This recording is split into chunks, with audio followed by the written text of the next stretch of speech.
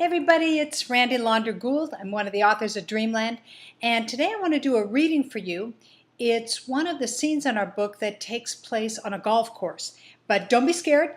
You don't have to know anything about golf to have fun with the book. And if you do know something about golf, like my sister, an amazing golfer, you'll have fun with the book too.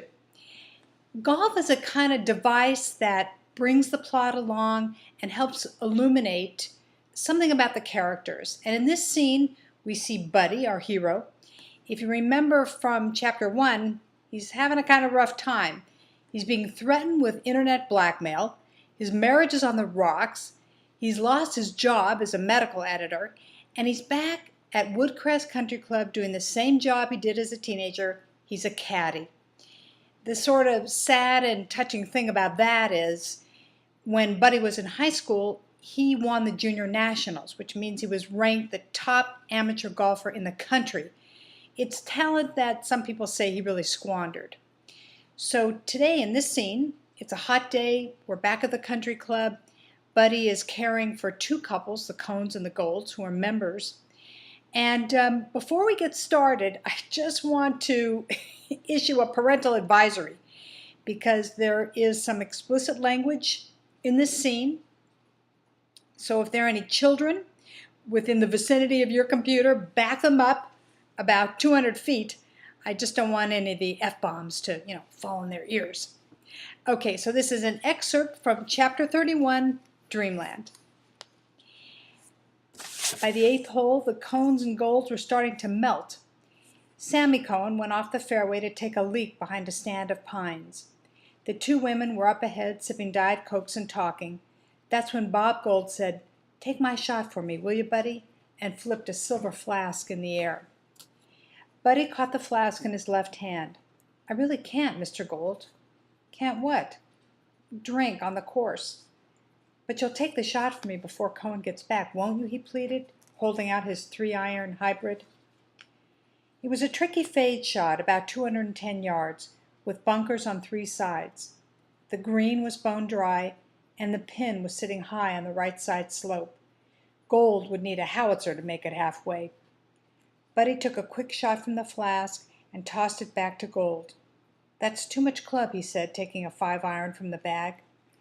He settled his feet, inhaled and exhaled, looked once at the flag, then addressed the ball and swung, an easy, controlled backswing, moving fluidly through his downstroke. The ping of perfect contact. Buddy stepped back, watched the ball sail into the air, a slight fade.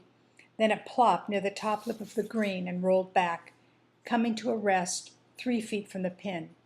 He heard Gould gasp. "Easy putt for your bird, Mr. Gould," Buddy said calmly, handing the club to the old man who was shading his eyes, mouth agape, shaking his head slowly in dazed wonderment. Just then, Stinkfeed Cohen stepped from behind the pines. Okay, I just have to pause here for a moment. Stinkfeed Cohen is an actual guy, and that's his actual nickname. My parents used to bowl with him in Denver, and it was just too sweet. We just had to use that. Couldn't pass it up. Okay, sorry. Back to our story. Just then, Stinkfeed Cohen stepped from behind the pines and headed back to the fairway, adjusting his zipper with a dainty squatting motion as he walked and squinted at Bob Gould. "What the fuck are you grinning at?" he called. "I got a prostate as big as a cassava melon, and I gotta piss every time I even think about having a drink."